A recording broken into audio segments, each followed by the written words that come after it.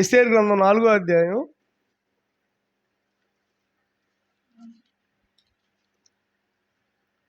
ఎస్తేరు గ్రంథం 4వ అధ్యాయం.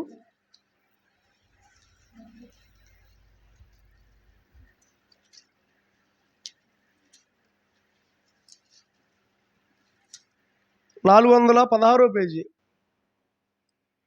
చూడండి. ఎస్తేరు గ్రంథం 4వ అధ్యాయం 3వ వచనాన్ని ఒకసారి చదువుకుందాం. రాజు యొక్క ఆజ్ఞయు శాసనమును ఏ సంస్థానము వచ్చనో అక్కడున్న యూదులు ఉపవాసం ఉండి మహాదుఃఖంతో ఏడుపులోను రోదంలోను మునిగిన వారే అనేకులు గోనెను బూడిదను వేసుకొని పడి ఉన్నారంట.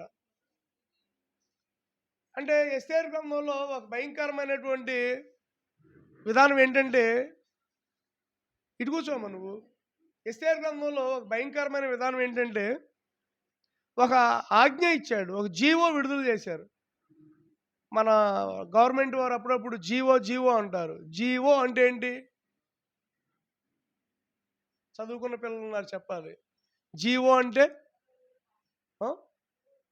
జీవో అనే దానికి అర్థం గవర్నమెంట్ ఆర్డర్. జీ అంటే గవర్నమెంట్, ఓ అంటే ఆర్డర్. కొంతమందికి అది తెలియదు.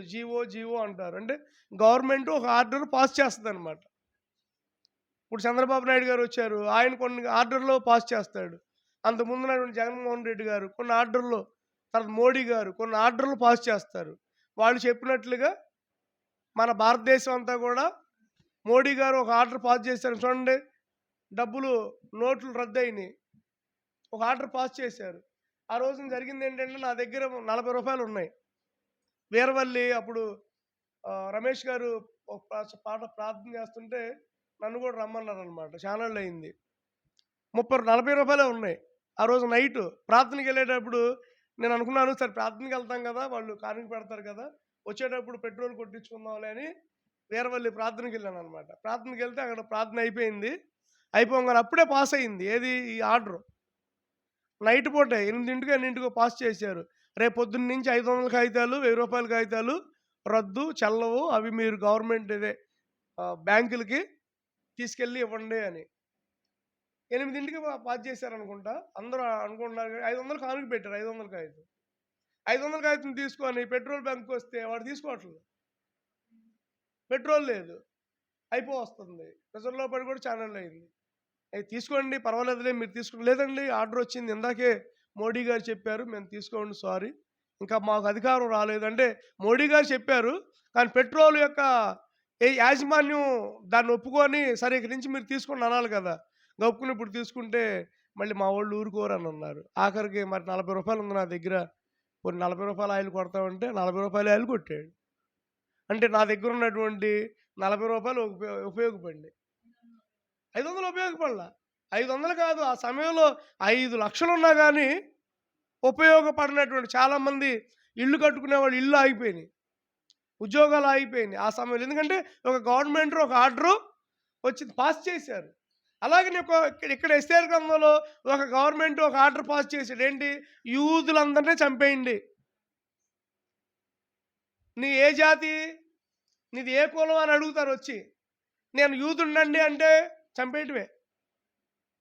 మొత్తానికి ఒకవేళ అటువంటి ఆర్డర్ మనకు ఇప్పుడు వచ్చి, మీరు క్రైస్తవులందరినీ కూడా చంపేయండి అని ఒక ఆర్డర్ వచ్చింది అనుకోండి, ఆ ఆర్డర్ కంపల్సరీగా పాస్ అవుద్దిగా. అలాంటిది రాదులే గారండి, దేవుని దయ వల్ల. ఒకవేళ అలాంటిది వస్తే ఏమైద్ది? ఒకవేళ భారతదేశంలో ఉన్నటువంటి తెల్లగా ఉన్న వాళ్ళందరినీ కూడా చంపేయండి అన్నారు అనుకోండి, మొట్టమొదటిగా నన్ను చంపేస్తారు. పాస్టర్ గారిని చంపరు. ఇక్కడ చాలామంది ఉన్నారు నల్లగా, వాళ్ళని చంపరు. తెల్లవాళ్ళందరూ కూడా మనం ఏమైపోతామండి, భారతదేశంలో ఎర్రగా తెల్లగా ఉన్న వాళ్ళందరినీ కూడా చంపేయండి అని ఒక ఆర్డర్ వచ్చాడు అనుకోండి, ఇక మనల్ని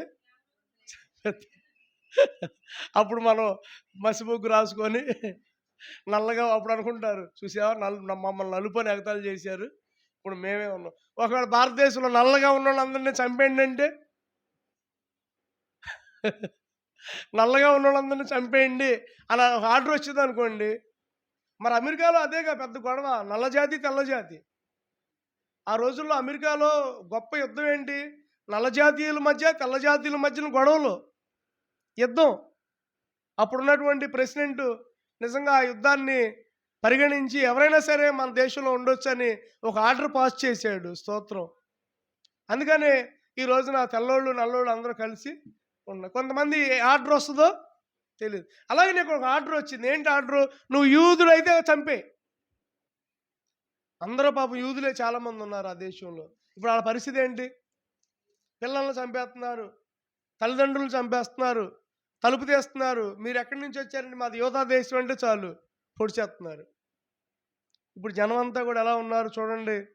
అక్కడ ఉన్నటువంటి యూదులంట దుఃఖంతోనూ, ఏడుపుతోనూ, రోదంతోనూ మునిగిపోయి అనేకులు గోని పట్ట కట్టుకొని బూడిద వేసుకొని బూడిదలో పడున్నారు. అంటే బూడిదలో పడుండటం అంటే ఏం చేయాలో తెలియని పరిస్థితి. నీవే మాకు దిక్కయ్యా అని దేవుడిని రోదిస్తున్నారు.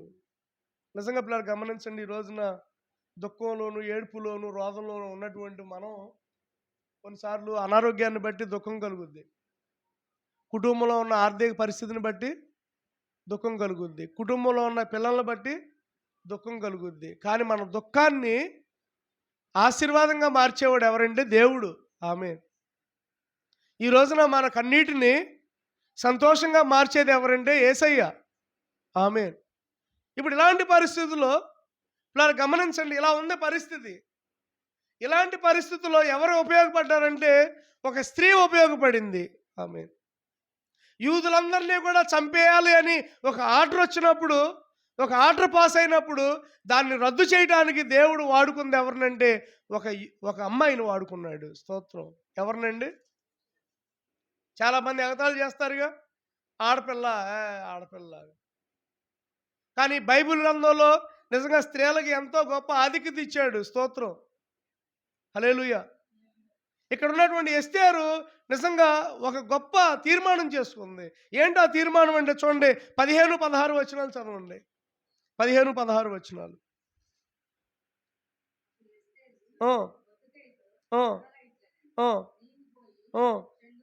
షోషాను ఉన్నాను.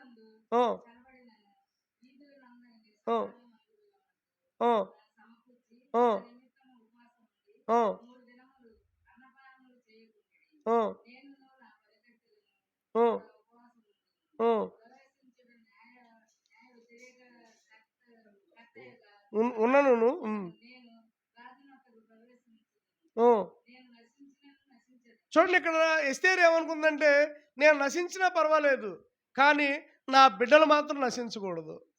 ఆమేన్. నేను నశించినా పర్వాలేదు కానీ నా పిల్లలు మాత్రం యూదులు మాత్రం నశించకూడదు. ఎందుకంటే యూదుల్లో నుండి యేసు ప్రభు వారి లోకానికి వస్తాడు. ఆనాడు ప్రవాసంలోకి వెళ్ళిపోయారు, యూదులు చెరలోనికి వెళ్ళిపోయారు. యూదులు చెరలోనికి వెళ్ళిపోయిన ఆ చెరలో నుండి ఉన్నటువంటి యూదుల నుండి యేసయ్య లోకానికి వస్తాడు. కాబట్టి దేవుడు ఎస్తేరుని అక్కడ వాడుకున్నాడు. ఎస్తేరు అంటుంది మొద్దుకాయ, అయ్యా మీరు ఒక పని చేయండి, కనబడిన యూదులందరినీ కూడా సమకూర్చండి, దేవాలయంలోని సమకూర్చు. సమాజ మందిరం అంటే అప్పట్లో ఆ రోజుల్లో దేవాలయంలోనికి రమ్మను. దేవాలయంలోకి వస్తే మీరు అందరూ ప్రార్థన చేయండి, ఉపవాసం ఉండండి. 3 రోజులు అన్నం కానీ నీళ్లు కానీ తాగొద్దు. ఉపవాసం అంటే ఏంటి? ఉపవాసం అంటే ఏంటండి? అన్నం కానీ నీళ్లు కానీ తాగొద్దు. తర్వాత అంటే నోటికి ఏం చెప్పాలి? నోటికి మూత పెట్టుకొని మనం రోజుకి 3 పూటలు తింటాం. అవసరమైతే బిస్కెట్లు తింటాం, మళ్ళీ చాక్లెట్లు తింటాం, మళ్ళీ ఎవరైనా ఏదైనా పలహారాలు ఇస్తే తింటాం. మంచినీళ్ళు రోజుకి 5 లీటర్లు తాగుతాం. ఉదాహరణకి 3 5లు 15 లీటర్లు. తర్వాత 3 పూటలే తింటాం. 3 3 3 9. అంటే 9 పూటలు తినేటటువంటి ఆహారం ఉపవాసం ఉన్నప్పుడంట దేవుడు వాక్యం చెప్తుంది. మనం ఇప్పుడు మానేస్తాం కదా అన్నం. ఆ అన్నం బియ్యం ఆ ఖర్చు అంతా కూడా లేని వారికి ఇవ్వాలంట. ఓ పూట ఉపవాసం ఉంటాం, ఆ పూట ఉపవాసంలో కొంత బియ్యం మిగులుతాయి. ఆ బియ్యం కూర అది ఏదన్నా అంత సంథింగ్ డబ్బులు మనం ఏం చేయాలంటే ఎవరైనా పేదవాళ్ళకి పెట్టాలి. ఎందుకంటే ఆ రోజున మనం ఏం తింటలేదు కనుక ఆ మిగిలింది ఎవరికివ్వాలంటే ఎవరికైనా ఇవ్వాలి. ఉపవాసం అంటే అది. మనం ఇవ్వటం అనమాట ఉపవాసం అంటే. మనం ఏమివ్వాలి ఉపవాసం అంటే, మనం ఏదైతే మనం తినకుండా ఉన్నామో 3 రోజులు, అది ఎవరన్నా లేని వాళ్ళకి ఇవ్వాలి. మనం కడుపు కట్టుకోవాలి. అప్పుడు దేవుడు గొప్ప కార్యం మన పట్ల చేస్తాడు. నిజంగా 3 రోజులు ఉపవాసం ఉండడం అంటే మాటలు కాదు. అందులోనూ రాణి ఈవిడ. చాలామంది 3 రోజులు ఈవిడ దగ్గరికొస్తారు. ఆళ్ళు ఈళ్ళు మాట్లాడడానికి. చెప్పేసింది ఆవిడ. బోర్డ్ పెట్టింది. ఒక్కోసారి డాక్టర్ ఇన్‌సైడ్ డాక్టర్ ఉన్నాడనుకోండి లోపల, డాక్టర్ లోపలున్నారు అన్న బోర్డ్ ఉంటది. డాక్టర్ లేడనుకోండి, డాక్టర్ గారు లేరనే బోర్డ్ ఉంటది. ఎస్తేరు లేదు అనే బోర్డ్ పెట్టేసింది. 3 రోజులు ఎవరితో మాట్లాడలా. దేవుడితో మాట్లాడింది ఆమె. ఎస్తేరులో ఉన్నటువంటి గొప్ప విధానం ఏంటంటే, అక్కడ ఉన్నటువంటి పనికత్తెలు, అంటే పనికత్తెలు ఎవరు? షోషాను సంబంధించిన వాళ్ళే. వాళ్ళతో ప్రార్థన చేయించింది. నిజం. ఆ పనోళ్ళు ఉంటారు కదా! అంట్లు తోమేవాళ్ళు, ఊడ్చేవాళ్ళు. ఎంతమంది ఉంటారు పనోళ్ళు? అంబానీ ఇంట్లో ఉండేది నలుగురో, ఆరుగురోనంట. కానీ పనోళ్ళు 600 మంది. రిలయన్స్, అంబానీ ఇంట్లో వాళ్ళు ఉండేది ఆరుగురే. కానీ పనోళ్ళు 600 మంది. సెక్యూరిటీ గార్డ్సు, ఊడ్చేవాళ్ళు, కడిగేవాళ్ళు, డ్యూటీస్ మారుతా ఉంటారంట వాళ్ళు. 600. మరి ఎస్తేరు దగ్గర ఎంతమంది పనోళ్ళుంటారు? ఎస్తేరు ప్యాలెస్‌లో ఉంది. మేబీ సరే మనం అనుకుందాం, ఉదాహరణకు అనుకుందాం ఇంచుమించుగా ఒక 20 మంది అనుకోండి. ఆవిడకి కడిగేవాళ్ళు, ఆ ఇల్లు తుడిచేవాళ్ళు, ఆవిడకి మేకప్‌లేసేవాళ్ళు, ఆవిడకి బట్టలు ఇచ్చేవాళ్ళు అందరూ ఉంటారు కదా! మరి రాణి అన్న తర్వాత ఉంటారా ఉండరా? చూడండి ఒక ఎమ్మెల్యే దగ్గరే బోలెడుమందుంటారు. ఒక ఎంపీ, ఒక సీఎం దగ్గరే బోలెడుమందుంటారు. ఒక పీఎం దగ్గర రాజు దగ్గర, రాణి దగ్గర వందలాది మంది స్త్రీలుంటారు. అక్కడ నపుంసకులు కూడా ఉంటారు దాంట్లో. ఎవరు? ఆ రాజు, రాణి దగ్గర నపుంసకులుంటారు. నపుంసకులు పెడతారంట రాణి దగ్గర. ఇప్పుడు వీళ్ళందరిని ఏం చేసిందంటే ఆవిడ మొత్తానికి 3 రోజులు ప్రార్థనలో కూర్చోబెట్టేసింది. మీరేం పని చేయొద్దు. అవసరమైతే 2 నెలల జీతం మీకు నేను రాజుగారి దగ్గర ఇప్పిస్తాను. మీరెక్కడికి వెళ్ళొద్దు. ఆళ్ళు అనే ఉంటారు బహుశా, "అమ్మా మాకు ఈ దేవుడు తెలీదమ్మా" అంటారనరా? ఏమని ఉంటది ఎస్తేరు? ఏమని ఉంటది చెప్పండి? ఇప్పుడు ఎస్తేరు 3 రోజులు ప్రార్థన చేయాలి అంటే, ఇంతకీ ఇప్పుడు 3 రోజులు ఎవరి కోసం చేస్తుంది? యూదులు రక్షించబడాలని. ఆ పనిగత్తెలు కూడా ఎవరు? యూదులు కాదు. ఆ పనిగత్తులు కూడా పర్షియాకి సంబంధించిన వాళ్ళే. అంటే శత్రువులతో ప్రార్థన చేయించింది. నా శత్రువుల ఎదుట నువ్వు నాకు భోజనాన్ని సిద్ధపరుస్తావని దావీదు చెప్పిన మాటను జ్ఞాపకం చేసుకొని ఉంటది. స్తోత్రం. శత్రువులతో ప్రార్థన చేయించిందండి ఎవరో ఎస్తేరు. శత్రువులతో ప్రార్థన చేయించి, శత్రువులందరినీ కూడా ప్రార్థనలోకి నడిపించి, మొత్తానికి 3 రోజులు కడుపు కట్టుకొని ఉపవాసం ఉంది. స్తోత్రం. తాను 3 రోజులు కూడా ఉపవాసం ఉంది. ఎందుకుందంటే వాళ్ళు ఎలా ఉన్నారు? మహా దుఃఖంతోనూ, ఏడుపుతోనూ, రోదంతోనూ అనేక మంది మునిగిపోయి ఉన్నారు. నిజంగా ఈ రోజున చాలామంది మునిగిపోయిన పరిస్థితి. మునిగిపోవడం అంటే అర్థం ఏంటి? మనం నీళ్ళల్లోకి వెళ్ళిపోయామనుకోండి, ఈడు మునిగిపోయాడురా అంటే ఏంటి అర్థం? ఈడి పని అయిపోయింది. చాలామంది ఏమంటారంటే నీ పని అయిపోయింది, ఇక నువ్వు లెగలేవు, నీ పని అయిపోయింది, ఇక నువ్వు లెగలేవు అంటారు. కానీ దేవుడు అంటాడు, నేను లేపుతాను. ఆమేన్. దేవుని స్తోత్రం. చాలామంది ఏమంటారు నీ పని అయిపోయింది, ఈ పాస్టర్ గారి పని అయిపోయింది, ఈడి పని అయిపోయిందని అంటారు చాలామంది. కానీ దేవుడు ఏమంటాడు తెలుసా? అటువంటి వారిని దేవుడు లేవనెత్తుతాడు. స్తోత్రం. ఈ రోజున మునిగిపోయినటువంటి నీతో ఏ విషయంలో నువ్వు మునిగిపోయావో, కొంతమంది పాపంలో మునిగిపోయి ఉంటారు, కొంతమంది శాపంలో మునిగిపోయి ఉంటారు, కొంతమంది అప్పులు ఊబిలో మునిగిపోయి ఉంటారు. అప్పులు లక్షల రూపాయలు వడ్డీలు కట్టాల్సిన పరిస్థితిలో మునిగిపోయి ఉంటారు. కొంతమంది అనారోగ్య పరిస్థితుల్లో మునిగిపోయిన వారు ఉన్నారు. కొంతమంది కుటుంబంలో ఉన్న కలతల చేత మునిగిపోయి ఉంటారు. కొంతమంది భార్యాభర్తల మధ్యన గొడవల చేత మునిగిపోయి ఉంటారు. అటువంటి వారందరూ కూడా తేలాలి అంటే ఎస్తేరు చేసినట్లుగా ఉపవాస ప్రార్థన చేయాలి. ఆమేన్. అందుకనే రేపు వచ్చే వారంలో 3 రోజులు ఎందుకని ఏర్పాటు చేసామంటే, చాలామంది దుఃఖంలో, కన్నీటిలో, ఏడుపులో మునిగిపోయి ఉన్నారు. వాళ్ళందరినీ కూడా లేపాలి. ఆమేన్. వాళ్ళందరినీ కూడా లేపటానికే ఉపవాస ప్రార్థనలు. ఎవరినండి? ఎవరిని లేపాలి మనం? మనం లెగటానికి. మనమే లెగటానికి అనుకోండి. నేనే మునిగిపోయాను అనుకోండి. నేనే మునిగిపోయా. ఇప్పుడు నేను మునిగిపోయిన నేను లెగాలంటే ఏం చేయాలి? ప్రార్థన చేయాలి. దేవుడితో సహవాసం చేయాలి. అప్పుడు దేవుడు మనల్ని లేవనెత్తుతాడు. స్తోత్రం కలుగునుగాక. తప్పనిసరిగా మునిగిపోయినటువంటి నిన్ను దేవుడు లేపును గాక. చూడండి, జీవో ఆర్డర్ వచ్చింది. ఎవరిది? Government order. స్తోత్రం, హల్లెలూయా. కానీ దేవుడు ఇప్పుడు గమనించండి, ఆయన ఆర్డర్ ఇచ్చాడు. ఇప్పుడు యూదుల్ని చంపడానికి వీల్లేదు. యూదుల్ని చంపడానికి వీల్లేదు. మొత్తానికి ఉపవాసం ఉంది, కన్నీరు కార్చింది. అక్కడేమో మొద్దుకాయ ఉపవాసం ఉన్నాడు సమాజ మందిరంలో. ఇంట్లోనేమో ఎస్తేరు ఉపవాసం ఉంది. వాళ్ళు చేస్తున్నారు ప్రార్థన, వీళ్ళు చేస్తున్నారు ప్రార్థన. వీళ్ళ ప్రార్థన అంతా కూడా దోపు వాళ్ళే దేవుడి దగ్గరికి చేరింది. మొత్తానికి అక్కడ గొప్ప కార్యం జరిగింది. ఎవరైతే ఆర్డర్ ఇచ్చారో మళ్ళీ ఆర్డరు మార్చేశారు. యూదులందరినీ కూడా చంపేయాలి అన్న ఆర్డర్ వచ్చింది. తర్వాత యూదులందరినీ కూడా పోషించాలి అనే ఆర్డర్ ఇచ్చాడు. స్తోత్రం. యూదులందరినీ కూడా గౌరవించండి. ఒకప్పుడు యూదులందరినీ కూడా కొట్టేసేయండి అనే ఆర్డర్ వచ్చింది. ఇప్పుడు ఆర్డర్ ఏంటంటే, దేవుడిచ్చిన ఆర్డర్, యూదులందరినీ కూడా గౌరవించండి, రెస్పెక్ట్ ఇవ్వండి. యూదులు ఎక్కడన్నా కనబడితే వారికి వందనాలు చెప్పండి. యూదులు ఎక్కడన్నా కనబడితే వారికి నమస్కారం చెప్పండి అని దేవుడు ఆర్డర్ ఇచ్చాడండి. స్తోత్రం. అటువంటి యూదులు చూడండి, 8వ అధ్యాయంలో ఒకసారి 16వ వచనం ఒకసారి చదవండి. 8వ అధ్యాయం 16వ వచనం.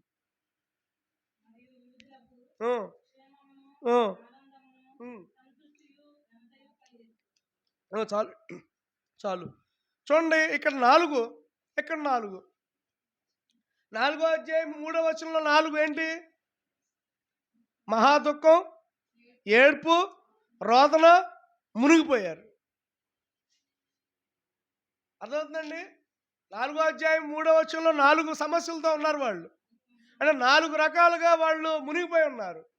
దుఃఖంతో, ఏడుపుతో, కన్నీటితో, బాధతో. ఎక్కడ మనం కనబడితే చంపేస్తామా? ఏమంటే మన పిల్లల్ని లాక్కొని వెళ్ళి చంపేస్తుంటే బాధ లేదు? చంపేస్తున్నారు వాళ్ళు. ఎక్కడ నడుచుకుంటూ వెళ్తున్నారు. సపోజ్ మనం ఒకసారి ఇమాజినేషన్ చేసుకుందాం, మనమే యూదులు ఎగ్జాంపుల్ అనుకుందాం. ఇక్కడ ఉన్నటువంటి మన 15 మందే యూదులు అనుకున్నాం. తేలపురంలో ఒక ఆర్డర్ వచ్చింది, యూదులందరినీ కూడా చంపేయమని. ఇప్పుడు మన పరిస్థితి ఏంటి? రాత్రిపూట పడుకున్నాం, తలుపు కొడుతున్నారు వచ్చి. తలుపు తీస్తే చంపేస్తారు. అందుకని తలుపులు వేసుకొని లోపల ఏడుస్తున్నారంట. దేవా దేవా, యెహోవా యెహోవా, ఈరే ఈరే అని వాళ్ళు నిజంగా దేవుడికి ప్రార్థన చేస్తున్నారు. యెహోవా ఈరే, యెహోవా నిస్సి, యెహోవా నా ధ్వజము, యెహోవా రాఫా అని ప్రార్థన చేస్తున్నారు. ఆనాడు అబ్రహాము నేర్పించాడు, యెహోవా ఈరే. ఇస్సాకు అన్నాడు, నాన్న మనం వెళ్తున్నాము, కట్టులు ఉన్నాయి, అన్నీ ఉన్నాయి, గొర్రెపిల్లేది అని అడిగాడు. ఆదికాండం 22వ అధ్యాయంలో ఆ కొండ మీదకి వెళ్ళేటప్పుడు ఇస్సాకు అడిగాడు, నాన్న గొర్రెపిల్లేది? అప్పుడు వాళ్ళ నాన్న అన్నాడు అబ్రహాము, యెహోవా ఈరే, దేవుడు చూచుకుంటాడు. కాబట్టి ఈ తలుపులు వేసేసుకొని ప్రార్థన చేస్తున్నారు, దేవా దేవా దేవా. వాళ్ళు కత్తులు పట్టుకొచ్చారు. ఏమి లేదు, ఆధార్ కార్డు చూపిస్తే చాలు చంపేడు. ఆధార్ కార్డులో ఉంటుందిగా. అంటే ఇప్పుడు ఆధార్ కార్డు ఉందిలేండి, అప్పుడు ఆధార్ కార్డు లేదు. అప్పుడు యూదులు ఎలా గుర్తంటే, అంటే వాళ్ళు వేసుకున్నటువంటి వస్త్రాలను బట్టి యూదులు లేడీసు మగవాళ్ళు అంగిల్లాగా వేసుకుంటారు. వాళ్ళ అంతా కూడా వేరేగా ఉంటుంది. ఇప్పుడు సాయిబులు ముస్లిమ్స్ని మనం ఎలా గుర్తుపడతాం? వాళ్ళు గురకా వేసుకుంటారు కదా, ఏమంటారు దాన్ని? బుర్కానా? అది వేసుకుంటారు కదా, వేసుకుంటారు. కళ్ళు మాత్రమే కనబడతాయి, ఇంకేం కనబడవు, చేతులు కూడా అన్నీ కనబడవు అనమాట. వాళ్ళు వేసేసుకుంటారు. ఇప్పుడు మనం వాళ్ళని చూసి వీళ్ళు ముస్లిమ్స్ అంటాం మనం. దేవుని స్తోత్రం, హల్లెలూయా. మరి క్రైస్తవులు అనడానికి గుర్తేంటి? మీరు క్రైస్తవులు అనడానికి గుర్తు ఏంటంటే, పిల్లలు గమనించండి, మనం బొట్టు పెట్టేసుకొని గాజులు వేసేసుకొని ఎక్కడికైనా వెళ్ళామనుకోండి, అదే బొట్టు లేకుండా వెళ్ళామనుకోండి, ఏమ్మా మీరు దేవుణ్ణి నమ్ముకున్నారా? నిన్న మా ఆశ్రయాన్ని స్కూల్కి పంపించడానికి ఫోటోలు తీయడానికి ఫోటో స్టూడియోకి తీసుకెళ్ళా. ఫోటో స్టూడియోకి తీసుకెళ్ళాను. ఫోటోలు తీసేటప్పుడు పక్కన ఒక ఆయన అన్నాడు, "ఏంటి అంతా బాగానే ఉంది కానీ బొట్టు పెట్టుకోలేదండి" అంటే, ఫోటో ఆయన అంటున్నాడు, "వాళ్ళు పాస్టర్ గారు అమ్మాయి అండి, వాళ్ళు ప్రార్థనకి వెళ్తారు, వాళ్ళు పెట్టుకోరు" అని అన్నాడు. స్తోత్రం కలుగునుగాక. అంటే మనం క్రైస్తవులు అని తెలియటానికి మన దగ్గర ఏదో గుర్తుండాలి. ఏంటి ఆ గుర్తు? ఏంటి ఆ గుర్తు? బైబిల్ పద్దాక పట్టుకోం కదా. పెళ్ళికి వెళ్తే బైబిల్ తీసుకుని వెళ్తామా చెప్పండి? లేకపోతే ఎక్కడన్నా ఫంక్షన్కి వెళ్తే బైబిల్ తీసుకుని వెళ్తామా? ఓకే, మంచిదే, బైబిల్ పట్టుకుని వెళ్తే చాలా మంచిది. కానీ మనకంటూ ఒక గుర్తు, మనకంటూ ఒక హోదా ఉండాలి. స్తోత్రం కలుగును గాక. మనకిష్టమైంది మనం దేవుడి కోసం వదులుకోవాలని, బొట్టు తీసేయమని నేను చెప్పట్లేదు కానీ, నిజంగా తీసేస్తే మరీ మంచిది. ఎందుకంటే మనకిష్టమైంది ఆయన కోసం మనం అర్పించేయాలి. స్తోత్రం కలుగును గాక. అందుకనే అపోస్తలుడైన పౌలు అంటాడు, తగు మాత్రపు వస్త్రాలు వేసుకొని మీరు ప్రభువుల్లాగా, ప్రభువుకు మాదిరిగా మీరు ఉండండి స్త్రీలతో దేవుడు చెప్తున్నాడు. క్రైస్తవులు అనేది మనం తెలియాలి అంటే కొన్నిసార్లు మనం గుర్తు ఉండాలి. ఇప్పుడు వచ్చేస్తున్నారు చంపడానికి యూదుల్ని. యూదులందరూ కూడా యెహోవా ఈరే, యెహోవా ఈరే అని ప్రార్థన చేస్తున్నారు. ప్రార్థన చేస్తుంటే ఇలా గమనించండి ఏమైంది? ప్రార్థన చేస్తుంటే ఏమైంది? వాళ్ళందరూ కూడా వేషాలు మార్చుకోవచ్చు, వాళ్ళు ఆ అంగిలు తీసేయవచ్చు, పరిచయాల్లాగా వాళ్ళు ఉండొచ్చు. కానీ వాళ్ళు కొంతమంది మేము యూదులమే అన్నారు. కొంతమంది నిజంగా చంపేసే ఉంటారు. ఈ పాటికి ఆర్డర్ వెళ్ళిందిగా, చంపేసే ఉంటారు. అందుకని ఏడుస్తున్నారు. పాపం తల్లిదండ్రులు పొడి చేస్తుంటే పిల్లలు ఏడుస్తారుగా. పిల్లలు పొడి చేస్తే తల్లిదండ్రులు ఏడుస్తారుగా. ఏడవరా? ఎంతో కన్నీటితో ఏడుస్తారు. ఏడుస్తున్నారు దుఃఖంతో, వేదంతో, కన్నీటితో ఉన్నారు వాళ్ళు. అలాంటి పరిస్థితిలో ఉన్నటువంటి వాళ్ళని దేవుడు మార్చేశాడు. స్తోత్రం. దేవుడు వారిని ఏం చేశాడు? మార్చేశాడు. హల్లెలూయా. అందుకనే 8వ అధ్యాయం 16వ వచనం అంటుంది, యూదులకు క్షేమం కలిగింది. స్తోత్రం. ఒకప్పుడు యూదులకు ప్రియులు గమనించండి, భయం కలిగింది. మేము యూదులు అని చెప్పుకోవడానికి వారు భయపడ్డారు. ఎందుకంటే నేను యూదుణ్ణి అని చెప్పుకుంటే చచ్చిపోతా. కానీ ఇప్పుడు యూదులకు క్షేమం కలిగింది. నేను యూదుణ్ణి అని చెప్పుకోవచ్చు. స్తోత్రం. నేను యూదుణ్ణి, నేను ఎవరిని? యూదుణ్ణి అని గర్వంగా చెప్పుకోవచ్చు. ఎందుకంటే వాళ్ళకి దేవుడు క్షేమాన్ని ఇచ్చాడు. స్తోత్రం. అలాగనే ఈ రోజు ఇప్పుడు గమనించండి, నీకు దేవుడు క్షేమము కలుగు చేయునుగాక. మునిగిపోయినటువంటి నీతో దేవుడు మాట్లాడుతున్నాడు. నీకు దేవుడు క్షేమాన్ని ఇస్తాడు. తర్వాత రెండవదిగా చూడండి, ఆనందం. బా, యేసన్ గారు పాట పాడాడు కదా, ఆనందం నీలోనే నీవేగా, ఆశ్రయం నీలోనే నా యేసయ్యా, స్తోత్రార్హుడా, అర్హతే లేని నన్ను మించినావే, నీ కోసమే. చూడండి ఆనందం దేవుడు ఏమిచ్చాడండి? ఒకప్పుడు ఆనందం ఉందా? నవ్వారు అసలు యూదులు. ఒక పక్కన బిక్కు బిక్కుమంటూ ఉన్నారండి. అంటే ఎక్కడ నా మీదకి వస్తుందో అసలు కొంతమందికి పాపం నవ్వే ఉండదు. అంటే నవ్వే ఉండదంటే దానికి కారణం ఏంటంటే అన్ని బాధలతో ఉంటారు. నవ్వగలరా? డాక్టర్ గారి దగ్గరికి వెళ్తాం, నీకు క్యాన్సర్ అని చెప్తాడు. వీరవల్లిలో ఒక అమ్మాయి కోసం ప్రార్థన చేయండి. ఆవిడ పెద్ద ఆవిడ పేరు సరోజిని. ఆవిడ పేరు సరోజిని అనే ఆవిడ పాపం క్యాన్సర్ వచ్చింది. ఆవిడ క్యాన్సర్ అనే మాట అనగానే భయపడిపోయింది ఆవిడ. భయం రాదా? నీకు ఇదిగో ఈ వ్యాధి ఉంది అని చెప్పి డాక్టర్లు చెప్పారనుకోండి, భయం రాదా? ఇదిగో నీకు హెచ్ఐవి ఉందని చెప్పి డాక్టర్లు చెప్పారనుకోండి, భయం రాదా? ఏదైనా ఒక వ్యాధి వచ్చినప్పుడు డాక్టర్లు చెప్పారంటే మనం ఎంతో భయపడిపోతాం. అలాగనే యూదులు వస్తున్నారు అంటే వాళ్ళకి భయం లేదా? అందరూ భయపడిపోయారు. అప్పుడు దాకా ఆరాధన చేసుకొని ఉంటారు, అప్పుడు దాకా ప్రార్థన చేసుకొని ఉంటారు, దేవుని స్తోత్రాలు చెల్లించుంటారు. కానీ ఎప్పుడైతే ఈ జీవం వచ్చిందో, ఈ ఆర్డర్ వచ్చిందో, వాళ్ళకి ఆనందం లేదు. అందరూ కూడా ఇటు నుంచి ఎటు వస్తారు. పాపం పిల్లల్ని దాచేసి చూడండి. అలాంటి పరిస్థితుల్లోనే ఒక అబ్బాయిని దాచింది నీళ్ళల్లో. ఎవరు? మోషే తల్లి మోషేని ఒక పెట్టెలో దాచింది. స్తోత్రం. మోషే తల్లి ఏం చేసిందంటే 6 నెలలు పెంచింది. 6 నెలలు పెంచలేక ఇంక ఏడుస్తూ ఉంటాడు కాబట్టి పిల్లోడు, ఎక్కడ నా పిల్లోడిని చంపేస్తారని చెప్పి ఒక పెట్టి చేసి, ఆ పెట్టెలో పెట్టి నైలు నదిలో పెట్టేసింది. కానీ దేవుడు ఆ వ్యక్తినే మోషేగా దేవుడు ఏర్పాటు చేసుకున్నాడు. స్తోత్రం. హల్లెలూయా. దేవుని నామాన్ని మహిమ కలుగుగాక. భయం. అమ్మో మా పిల్లల్ని చంపేస్తారేమో, ఎక్కడొస్తారు ఇప్పుడంటే ఫోన్లు ఉన్నాయి. ఎరా మీ ఇంటికి వచ్చారా? మీ ఏంటి ఓట్లు డబ్బులు అందరికి పంచారు, మాకు పంచలేదేంటి?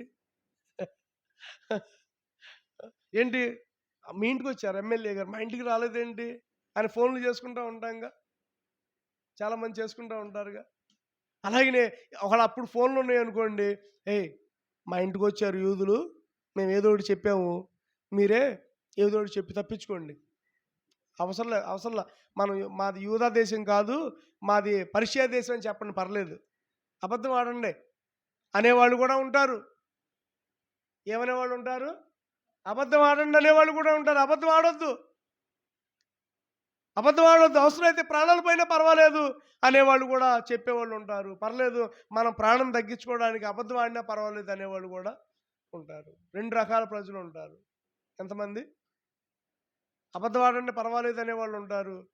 లేదు అబద్ధం ఆడకూడదు అనేవాళ్ళు కూడా ఉంటారు. కానీ బైబిల్ చెప్తుంది అబద్ధం ఆడకూడదు. ఒకళ్ళు నీ దగ్గరికి ఎవరిని వస్తే చెప్పు యూదుడివేనని అంటే భయం. అమ్మో నిజంగా తలుపు కొట్టారనుకోండి, ఒకడు ఎవరిని తలుపు కొట్టారనుకోండి, పేతురు వచ్చి తలుపు కొడుతుంటే తలుపు ఎందుకు తీయలే ఎవరు? పేతురు చెరసాల్లో ఉన్నాడు, సంఘం అంతా ప్రార్థన చేస్తుంది. దేవదూత వచ్చి ఆయన్ని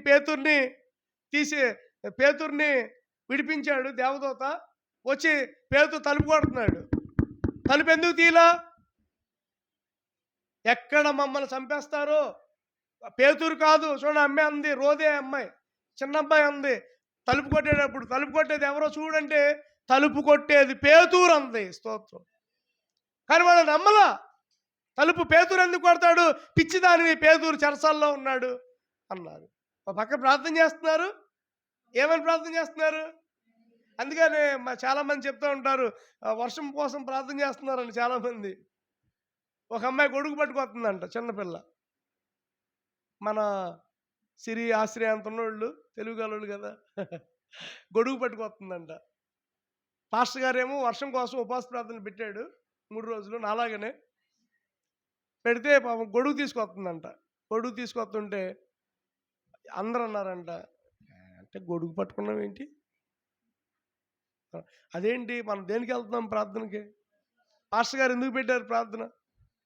అయ్యో మన దేశంలో మన రాష్ట్రంలో వర్షాలు లేవు, చాలామంది వర్షాలు లేక బాధపడుతున్నారని వర్షాల కోసం 3 రోజులు ఉపవాస ప్రార్థన పెట్టారు కదా, మరి మనం వెళ్తున్నాం, సాయంత్రం వచ్చేటప్పుడు ఇంటికి ఒక వర్షం వస్తే ఎలా వస్తాం అందంట. పిచ్చిదాన అంట, సరే పట్టుకో అన్నాడంట. వాళ్ళ నాన్నో అమ్మో ఎవరో మొత్తానికి వెళ్ళినప్పుడు చూడండి అక్కడ ఏం జరిగింది. గొడుగు పట్టుకొని వెళ్ళినప్పుడు అందరూ అమ్మాయిని చూస్తున్నారు. ఏంటి గొడుగు పట్టుకొస్తుందండి పలానా అమ్మాయి అని. ఆ గొడుగు పట్టుకొని మనం వర్షం వచ్చినప్పుడు ఎక్కడ పెడతాం గొడుగు? ఇప్పుడు చర్చిలోకి తీసుకురాం కదా, అక్కడ వసార దగ్గర లేదా స్తంభం దగ్గర పక్కన ఆనిస్తాం. ఆ అమ్మాయి ఆనిచ్చేటప్పుడు ఏంటో మళ్ళీ ఇక్కడ ప్రార్థన, ప్రభువా వర్షం కురిపించు. ప్రార్థన ఏంటి? ఒక అమ్మాయి అంట ప్రార్థన చేస్తుంటా, ప్రభువా వర్షం కురవాలి అని ప్రార్థన చేసేసి వాష్రూమ్ కానీ బయటికి వెళ్తుంది. గొడుగు చూసింది, అంటే గొడుగు తెచ్చారు. లోపల ఏం చేసింది? ప్రభువా వర్షం రావాలి, నువ్వు కురిపించు అని ప్రార్థన చేసి బయట ఆ గొడుగును చూసి ఎవరిదా గొడుగు? పిచ్చిదానా, ఎందుకే గొడుగు తెచ్చావు అన్నాను. లోపలేమో ప్రార్థన, బయటేమో విశ్వాసం. మొత్తానికి ప్రార్థన అంతా అయిపోయిన తర్వాత నిజంగానే వర్షం వచ్చింది. స్తోత్రం. అప్పుడు ఆ అమ్మాయితో పాటు వాళ్ళ నాన్న అమ్మ చక్కగా గొడుగులు ఇంటికి వెళ్ళిపోయారు. అసలు చూడండి, అంతే కదా. కొంతమంది మనం కూడా ప్రార్థన చేస్తే ఓ అని అంటాం. అలా అనకూడదు. మనమంట ప్రార్థన చేస్తే మన దగ్గర ఉందే అని నమ్మాలంట. నిజం. మనం సపోజ్ ఫ్రిడ్జ్ కోసం ప్రార్థన చేస్తున్నాం, నిజంగానే ఫ్రిడ్జ్ ఉందని నమ్మాలి. ఫ్రిడ్జ్ ఉందని ఈ బోర్డు పెట్టించేసుకోండి, నిజంగానే దేవుడు ఫ్రిడ్జ్ ఇస్తాడు. స్తోత్రం కలుగును గాక. నిజమే. మేము బండి కొనకముందు నాపరాళ్ళు వేసేటప్పుడు నాపరాయి అప్పుడు బండి ఇంకా కొనలా. అప్పుడు అన్నాను, "అన్న బండి ఎక్కడానికి కొంచెం ఇట్లా" అది కూడా ఉంది అక్కడ చూడండి. బండి ఎక్కడానికి ఇదివరకు ఉండేది. మరి ఇప్పుడు ఉందో లేదు. లేదు. ఇట్లా ఉండేది. ఆ టాపీ మేస్తుంది, "అన్న కొంచెం ఇట్లా కట్టండి. రేపు ఎప్పుడన్నా బండి పైన పెట్టుకోవాలి" అని ముందే కట్టిచ్చేసాం. దేవుడు బండిచ్చాడు. నిజమండి. విశ్వాసంతో మనం ఏదైనా చేస్తే దేవుడు కార్యం చేస్తాడు. నా దగ్గర ఉంది అని నమ్మాలి మనం. ఇప్పుడు మన దగ్గర ఏమీ లేదు. ఆరోగ్యం లేదు. ఎస్ నాకు ఆరోగ్యం ఉంది. దేవుడు ఇచ్చాడు. ఆమేన్ అని నమ్మాలి మనం. నమ్మకుండా మనం ఏది చేయలేం. కాబట్టి వీళ్ళకి భయమేస్తుంది. ఆనందం లేదండి. పాపం వీళ్ళందరూ కూడా భయం ఉంటే పడుకుంటారు. నిద్ర పట్టిద్దా? పడుకోని ఎన్ని రోజులయిందో. ఒకవేళ పిల్లల్ని పడుకోబెట్టుతున్న సపోజ్ అనుకుందాం మనం, అమ్మ పడుకోండి అని పడుకోబెట్టాక ఈళ్ళు ఎక్కడొస్తారు? ఎక్కడ చంపేస్తారు? మా పిల్లలు ఏమైపోతారని ఆ పిల్లలంక చూసుకుంటా బాధపడ్డారు. కానీ ఆ బాధకు బదులుగా ఏమిచ్చాడు దేవుడు? ఆనందాన్నిచ్చాడు. ఆమేన్. అందుకని యూదులకి ఏం కలిగింది? నువ్వు బాధపడుతున్నావేమో, నువ్వు కన్నీరు కారుస్తున్నావేమో, నువ్వు దుఃఖపడుతున్నావేమో నీకున్న సమస్యను బట్టి. కానీ దేవుడు ఈరోజు చెప్తున్నాడు, నీకు ఆనందాన్ని ఇస్తాడు. దేవుడు నీకు క్షేమాన్ని ఇస్తాడు. దేవుడు నీకు ఆనందాన్ని ఇస్తాడు. తర్వాత మూడోదిగా చదవండి. 8వ అధ్యాయం 16వ వచనం. క్షేమము, ఆనందము, సంతుష్టి. సంతుష్టి అంటే ఏంటి? తృప్తి, సంతృష్టి. అప్పటి వరకు మీరు గమనించండి, ఇలాంటి భయంతో వాళ్ళు బయటికి వెళ్ళలేదు కదా. మరి ఆహారం ఎక్కడి నుంచి వచ్చింది? యూదులందరూ కూడా దాక్కొని ఉన్నారు చూడండి. ఎస్తేరేమో 3 రోజులు ఉపవాసం ఉంది. మరి 3 రోజులు ఏళ్ళ పరిస్థితి ఏంటి? ఒకవేళ అనుకుందాం మనం, కూరగాయలకి వెళ్ళాం. కూరగాయల కొట్టు దగ్గర నేను యూదులని చెప్తే చంపేస్తారు. యూదులని చెప్తే చంపేస్తారు. పాల ప్యాకెట్కి వెళ్ళాం. పాల ప్యాకెట్ దగ్గర యూదుండి అని చెప్తే చంపేస్తారు. అనుకుందాం ఎగ్జాంపుల్ మనం, అంటే ఇవాళ ఉన్న పరిస్థితిని బట్టి అనుకుందాం. లేదా ఎవరింటికో వెళ్దాం, మరి ఆహారం లేదు. సరే ఆంటీ కన్నా వెళ్ళి బియ్యం తెచ్చుకుందాం, 4 రోజులు వండుకుందాం అని వెళ్తే వాళ్ళు చెప్తారు అధికారులతో, చంపేస్తారు. డబ్బు లేని పరిస్థితి, రూపాయి రాని పరిస్థితి. ఎక్కడికైనా పనికి వెళ్ళారా? ఆ జీవో ఉన్ననాళ్ళు కూడా యూదులు పనికి వెళ్ళారా? మరి వాళ్ళకి ఎక్కడి నుంచి వచ్చింది డబ్బులు? వాళ్ళకి ఆహారం ఎక్కడి నుంచి వచ్చింది? వాళ్ళకి ఆధారం ఎక్కడి నుంచి వచ్చింది? తృప్తి ఎక్కడి నుంచి వచ్చింది వాళ్ళకి? దేవుడే వారిని సంరక్షించాడు. స్తోత్రం. ఒక పక్కన ఎస్తేరు ప్రార్థన చేస్తుంది, ఓ పక్కన మొద్దుకాయ ప్రార్థన చేస్తున్నాడు. ఈ 3 రోజులు కూడా ఇశ్రాయేలీయులకు దేవుడు ఆహారాన్ని ఇచ్చాడు. 400 సంవత్సరాలు, 40 సంవత్సరాలు దేవుడు ఆహారాన్ని ఇచ్చాడు. 4 రోజులు ఆహారం ఇవ్వలేడా? స్తోత్రం. ఆమేన్. ఎన్ని సంవత్సరాలు ఇచ్చాడు ఇశ్రాయేలీయులకు ఆహారం? 40 సంవత్సరాలు మన్నాతో వారిని దేవుడు పోషించలేదా? ఎన్ని? 40 ఇయర్స్. మరి 4 డేస్ పోషించలేడా? 4 డేస్ పోషించలేదా? 40 రోజులు పోషించలేడా? కొన్నిసార్లు దేవుడు మనల్ని పోషిస్తాడు. స్తోత్రం. సంతృప్తి కలిగింది వాళ్ళకి, సంతుష్టి కలిగిందని దేవుడు వాక్యం చెప్తుంది. అంటే సమస్యలు ఉన్నటువంటి వారి జీవితంలో దేవుడు సంతృప్తినిచ్చాడు. స్తోత్రం కలుగును గాక. తర్వాత 4వదిగా చూడండి, ఘనత. అంతకుముందు ఘనత. అంతకుముందు నేను యూదులని చెప్తే నువ్వు వాళ్ళ కాళ్ళ మీద పడాలి. యూదులందరూ కూడా హామాను కాళ్ళ మీద పడాలి. అందుకనే కదా అసలు గొడవ వచ్చింది. ఎందుకు చూడండి ఒకసారి, అసలు ఈ పరిస్థితి అంతా ఎందుకు వచ్చింది ఎస్తేరు గ్రంథంలో అంటే, మొదటి అధ్యాయము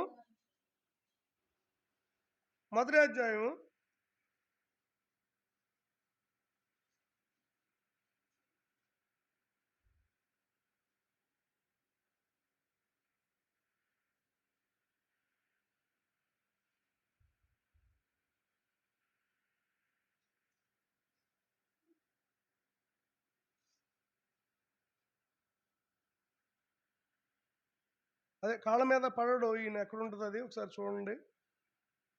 మొదటి అధ్యాయం 2వ అధ్యాయంలోనూ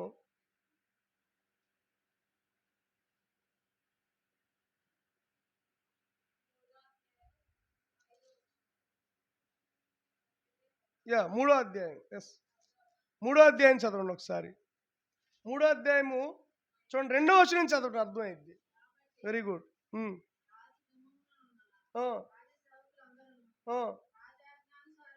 ఆ, ఆ. చూడండి, హామాను అనే ఆయనకి మోకాళ్ళుని నమస్కరించారు. అర్థం చేసుకోండి, అసలు గొడవ ఎక్కడొచ్చింది? మోకాళ్ళుని నమస్కరించారు. చూడండి, ముద్దుకాయ వంగకాయు, ఆ, ఆ, ఆ, ఆ, ఆ, ఆ, ఆ, ఆ, ఆ, ఆ, ఆ, ఆ.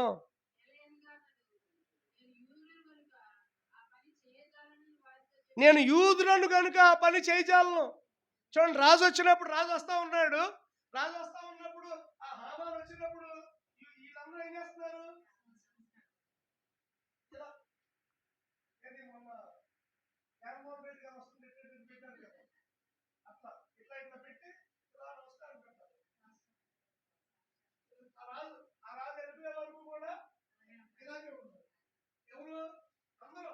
అది రాజాజ్ఞ ఏంటి? నాకు ఎదురుగా ఎవరైనా జనం ఉన్నప్పుడు అందరూ నమస్కారం పెట్టాలి. కానీ యూదులేంటి?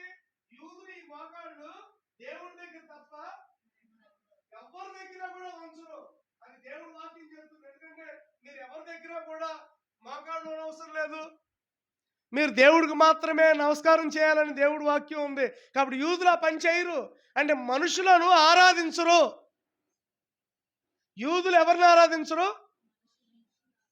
క్రైస్తవుడు మనుషులను ఆరాధించకూడదు. ఈవెన్ ఎంత పెద్ద సేవకులైనా సరే మనం ఆరాధించకూడదు. ఈ రోజున సేవకులను కూడా ఆరాధిస్తున్నాం. సేవకులను కూడా ఆరాధించేస్తున్నారు జనాలు. సేవకులను కూడా మనం యేసయ్యనే ఆరాధించాలి. స్తోత్రం. దేవదూతలను కానీ ఈ లోకంలో ఉన్న దేన్ని కానీ మనం ఆరాధించకూడదు. యేసయ్యని మాత్రమే క్రైస్తవుడు ఆరాధించాలి. వాడే నిజమైనటువంటి క్రైస్తవుడు. యూదుడు అనేవాడు యెహోవాను తప్ప ఎవరిని కూడా ఆరాధించకూడదు. ఇప్పుడు యూదులు ఈ ముద్దుగా అన్నాడు, మేము నమస్కారం చెయ్యం. అందుకనే కదా షడ్రకు మెషకు అబేద్నెగోల్ని అగ్నిగుండంలోనికి ఎందుకు వేశారు? వాళ్ళు కూడా ఇలాగే మోకరించి ఆరాధించాలి ఆ విగ్రహానికి. కానీ వాళ్ళు అన్నారు, ఓయి నెబుకద్నెజరు, మేం మాత్రం ఆరాధించు. అగ్నిగుండంలో పడేస్తావా? వీఆర్ రెడీ, నేను రెడీ అని షడ్రక్ అన్నాడు. నేను రెడీ అని మెషక్ అన్నాడు. నేను రెడీ అని అబేద్నెగో అన్నాడు. వీఆర్ రెడీ, మమ్మల్ని వేసేయి, తొందరగా వేసేయండి, ఎంతసేపు చూస్తారు అన్నారంట వాళ్ళు. మొత్తానికి వాళ్ళు ముగ్గురిని కలిపి వేసేసారు. యేసులోని చచ్చిపోయారు, వేయబడిన వాళ్ళు బ్రతికారు. స్తోత్రం. దేవుడు మనల్ని బ్రతికించగలిగినటువంటి సమర్థుడు. మొద్దుగా అన్నాడు, నేను మాత్రం దండం పెట్టను. చాలామంది చెవులు చెప్తున్నారు, పెట్టు, పెడితే ఏదన్నా వచ్చేటట్టుగా చేస్తాడు, పెట్టు పర్వాలేదు, ఏ ఫంక్షన్ ఆల్రెడీ నీకు బోల్డ్ వయసు వచ్చింది, ఫంక్షన్ ఏదో వచ్చేటట్టు చేస్తాడు, పెట్టి పర్లేదు అని ఉంటారు. ముద్దుగా అయితే నేను యూదుణ్ణి, దేవుణ్ణి తప్ప ఎవరిని కూడా ఆరాధించను అని ఉంటారు. మళ్ళీ ఇంకొకడు వచ్చి ఉంటాడు, ఏదన్నా ఉద్యోగం ఇస్తాడులే, హామాన్ దగ్గర బాగా నువ్వు ఆ హామానికి. కొంతమంది నిజంగా పిల్లలు గమనించండి, బిషప్ గారు వస్తారు. మా బిషప్ గారు ఏలూరులో ఉన్నారు. ఆయన బిషప్ గారు వచ్చినప్పుడు అసలు నిజంగా కొంతమంది పాస్టర్లో చేస్తారు, పూలదండలు వేసేసి నువ్వే దేవుడు అన్నట్లుగా పొగుడుతూ ఉంటారు. నాకు అనిపించిద్ది, ఏంట్రా బాబు మనుషుల్ని ఆరాధిస్తున్నారు. పిల్లలు గమనించండి, ఏ బిషప్ అయినా సరే ఎవరైనా సరే పిల్లలు గమనించండి, మనం ఎవరిని ఆరాధించకూడదు. అభిమానించవచ్చు, ప్రేమించవచ్చు, గౌరవించవచ్చు, సన్మానించవచ్చు, కానీ ఆరాధన మాత్రం అది యేసయ్యకే చెందాలి. ముద్దుగా అన్నాడు, నేను మాత్రం ఆరాధించను. అందుకే వచ్చింది హమానుకును ముద్దుకాయకి గొడవ. అసలు ఎందుకు వచ్చింది వీళ్ళకి గొడవ అంటే ఇక్కడే వచ్చింది. ఆరాధించకపోతే ప్రాబ్లం వచ్చింది. కానీ దేవుడు వాక్యం చెప్తుంది, వారికి ఘనత వచ్చింది. స్తోత్రం. ఒకప్పుడు యూదులంటే పోండి అన్నారు. ఇప్పుడు యూదులంటే మా వందనాలండి, వందనాలమ్మా. ఎందుకంటే ఎస్తేరు ప్రార్థన చేసింది మీకోసమేనా? ఎందుకంటే అంత గౌరవం ఎవరిని బట్టి వచ్చింది వాళ్ళకి? ఎస్తేరుని బట్టి, మొర్దెకైని బట్టి స్తోత్రం. ఎస్తేరు ప్రార్థన చేయడం వల్ల యూదులందరికీ కూడా ఘనత వచ్చింది. ఆమేన్. నీ ప్రార్థన బట్టి నీ ఇంటికి ఘనత రావాలి. కుటుంబానికి ఘనత తీసుకొచ్చేది ఎవరు? ఇల్లాలు. 31వ కీర్తనలో ఉంటుంది. ఇల్లాలంట కుటుంబ యజమానుడికి ఘనత తీసుకొస్తుందంట. కుటుంబాన్ని ఒక ఉన్నతమైన స్థితిలో ఉంచుద్దంట. స్తోత్రం కలుగును గాక. అటువంటి స్త్రీలుగా మీరు ఉండాలి. ఆమేన్. దేవునికి స్తోత్రం. అటువంటి రీతిగా ఉన్నప్పుడు మన ఇళ్ళు, మన కుటుంబాలు ఘనతగా ఉంటాయి. దేవుని నామమున మహిమ కలుగును గాక. ఎస్తేరు ప్రార్థన నిజంగా ఘనతను తీసుకొచ్చింది. ఈ రోజున ఘనత లేదా, గౌరవం లేదా మనకి? ఒకవేళ మనల్ని ఎవరైనా చూసి తక్కువగా మాట్లాడుతున్నారా? లేదు. ఎక్కడైతే మనం పతనం చెందామో అక్కడే దేవుడు మనల్ని ప్రతిష్ఠించును గాక. ఎక్కడ మనం పతనం చెందామో దేవుడు అక్కడ మనల్ని ప్రతిష్ఠిస్తాడు. స్తోత్రం. నిజమండి, అది మాత్రం నమ్మండి మీ జీవితంలో. ఎక్కడైతే మనం ఓడిపోయామో అక్కడే దేవుడు మనల్ని గెలిపిస్తాడు. నిజం, అది మాత్రం వాస్తవం. ఇది మాత్రం యథార్థం. పతనమైన చోట దేవుడు ప్రతిష్ఠిస్తాడు. దావీదు కూడా అలాగే పొందుకున్నాడు. యేసేపు కూడా అలాగే పొందుకున్నాడు. రూతు కూడా అలాగే పొందుకుంది. రూతు పాపం పనికెళ్ళింది పొలంలో. ఆ పొలానికి యజమానురాలు అయింది. స్తోత్రం. అయిందా లేదా? పనికి కూడా కాదు, పనికి వెళ్తే అనుకోవచ్చు, వర్కర్గా కూడా కాదు, ఒక ఏరుకోవటానికి వెళ్ళింది. ఆ పరిగేరుకునే రూతుని ఏం చేశాడండి? అబ్బా బాబోయ్, మన దేవుడు ఎంత గొప్పవాడు. పనికెళ్ళినటువంటి రూతుని ఏం చేశాడు? యజమానురాలుగా చేశాడు. పనికెళ్ళేటప్పుడు చాలామంది అనుకుంటారు, ఏంటి అత్తగారే అంది ఏమని, అమ్మ నీకు వయసు ఉంది, ఎందుకు నాయమ్మట వస్తున్నావు, వెళ్ళిపో అంది. లేదు అత్తయ్య గారు, వెళ్ళను, మీరు ఎక్కడ చచ్చిపోతే అక్కడ చచ్చిపోతే, మీ దేవుడే నా దేవుడు అని అత్తగారితో వచ్చేసింది. పాపం తిండి లేదు, ఏదో కొన్ని పేలాలు ఏరుకొని వస్తే ఏదో వండుకుందామమ్మా, సరే పొలంలోకి వెళ్ళమని చెప్పింది. పాపం చీర కూడా పాత చీర కట్టుకొని ఉంటుంది, బట్టలు కూడా మంచి బట్టలు ఉండుండవు. పాపం ఏదో ఉన్న బట్టలు వేసుకొని వెళ్ళింది పరిగెరుకోవటానికి. అటువంటి అమ్మాయిని దేవుడు అసలు బోయాజుకి భారీగా చేశాడు. బాబోయ్, అసలు దేవుడు చాలా గొప్పవాడు. ఘనతలోనికి దేవుడు మనల్ని నడిపిస్తాడు. ఈ రోజున ఎలాంటి యోగ్యత లేనటువంటి మన జీవితాలని దేవుడు యోగ్యకరంగా మార్చును గాక. చూడండి 4 దేవుడు 8వ అధ్యాయము 8వ అధ్యాయం 16వ వచనంలో యూదులకు క్షేమం. నీకు ఈరోజు ఏం కలగాలి? క్షేమం కలగాలి. ఈరోజు నీకేం కలగాలి? ఆనందం. ఈరోజు నీకేం కావాలి? ఘనత. ఈరోజు ఏం కలగాలి? సంతుష్టి, ఘనత. ఒకప్పుడు 4వ అధ్యాయం 3వ వచనం, 8వ అధ్యాయం 16వ వచనానికి మధ్యలో ఏం జరిగింది? ఉపవాస ప్రార్థన. స్తోత్రం కలుగును గాక. అలాగనే మునిగిపోయి ఉన్నటువంటి మనం రేపు వచ్చే వారంలో 16, 17, 18 తారీఖుల కోసం ప్రార్థన చేయండి. ఆ 3 రోజులు కూడా పరిశుద్ధాత్మ దేవుడు మన మధ్యలో ఉండులాగున నిజంగా ఒక బలమైనటువంటి ఆరాధన 3 రోజులు జరుగునట్లుగా ప్రార్థనలో జ్ఞాపకం చేసుకోండి. ఎందుకంటే ఈ ఉపవాస ప్రార్థన ఆశీర్వాదకరంగా మనకు ఉండునుగాక. యెషయా గ్రంథం 58వ అధ్యాయం 6వ వచనం ఒకసారి చదవండి. యెషయా గ్రంథం 58:6 మనం కూడా చదివాం పోయిన వారం, మనం ఒకసారి చదువుదాం.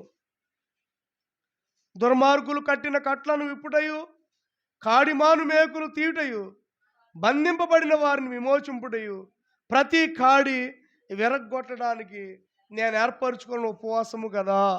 చూడండి, ప్రతి కాడి విరగొట్టబడాలి. మొన్న ఏ వాక్యం చెప్పుకున్నాం? కాడి. ఎన్ని కాడులు? 7 కాడులు. ఏం కాడులు గుర్తున్నాయి చెప్పండి? గుర్తున్నాయి రండి చెప్పండి. 7 కాడులు మాట్లాడుకున్నాం కదా, గుర్తున్నాయి రండి 3 చెప్పండి. అందిస్తున్నారు ఎవరన్నా? చెప్పండి, 3 కాడులు చెప్పండి. చూడండి, మళ్ళీ నేను చెప్తున్నాను. బానిసత్వపు కాడి, ఇనప కాడి, బరువైన కాడి, క్రూరమైన కాడి, బలహీనమైన కాడి, చీకటి కాడి, పాపపు కాడి. ఈ కాడులన్నీ కూడా ప్రతి కాడిని ఏం చేయడానికి ఉపవాస ప్రార్థనలు అంటే విరక్కొట్టబడ్డానికని మనం అనుకున్నాం. ఈ రోజున రేపు మనం జరిగే ఉపవాస ప్రార్థనలు దేనికంటే మనకు క్షేమం రావటానికి, ఆమె మన జీవితంలో ఆనందం రావటానికి, ఆమె మన జీవితంలో సంతృష్టి రావటానికి, మన జీవితంలో ఘనత రావటానికి 4 కొరకు మనం బలమైన ప్రార్థన చేసుకోవాలి. ఎందుకంటే ఎలా ఉన్నారు వాళ్ళు? దుఃఖంలో, ఏడుపులో, రోదంలో, ఆ పడిపోయినటువంటి స్థితిలో వాళ్ళు ఉన్నారు. అటువంటి స్థితి నుండి దేవుడు ఉన్నతమైన స్థితికి ఎస్తేరు యొక్క ఉపవాస ప్రార్థన ద్వారా నిజంగా జరిగింది. అలాంటి ఎస్తేర్లు మన సంఘంలో కూడా లేపబడాలి. ఈ 3 రోజులు నేను ఉపవాసం ఉంటాను, నేను ఉంటాను ఉపవాసం. నా జీవితంలో ఘనత రావాలి, నా జీవితంలో ఆనందం రావాలి, నా జీవితంలో సంతృష్టి రావాలి, నా జీవితంలో క్షేమం రావాలి అని కనుక మనం ప్రార్థన చేయగలిగితే ఎస్తేరుని దేవుడు ఆశీర్వదించినట్లుగా మనందరిని దేవుడు ఆశీర్వదించి నడిపించునుగాక. ఆమేన్. ప్రార్థన చేసుకుందాం. తలలో ఉంచండి. ఈ రోజున నీవు ఏ స్థితిలో ఉన్నావో దేవుడు నీతో మాట్లాడాడు. మునిగిపోయిన స్థితిలో ఉన్నావేమో, అనారోగ్యం చేత, బాధ చేత, లేకపోతే భయంకరమైన ఆర్థికమైన పరిస్థితుల చేత, ఏడుపులో, కన్నీటిలో, రోదంలో మునిగిపోయావేమో. దేవుడు నిన్ను లేపడానికి ఈ రోజున దేవుడు నీతో మాట్లాడాడు. దేవుడు నీతో ఉండడానికి దేవుడు ఈ రోజు నీతో మాట్లాడాడు. నీవు కృపలోనికి నడిపించబడ్డానికి, క్షేమములోనికి నడిపించబడ్డానికి, ఆనందంలోనికి నడిపించబడ్డానికి, సంతృష్టిలోనికి నడిపించబడ్డానికి, ఘనతలోనికి నడిపించబడ్డానికి